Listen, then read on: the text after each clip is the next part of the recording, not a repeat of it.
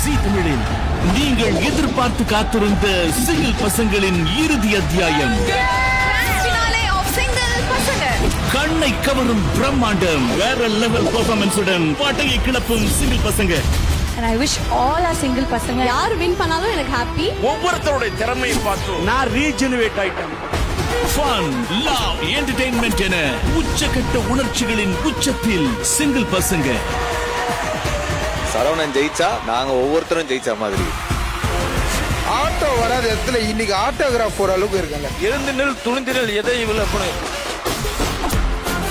மக்களின் மனதை வென்று மகுடம் சூட போகும் அந்த ஜோடியா.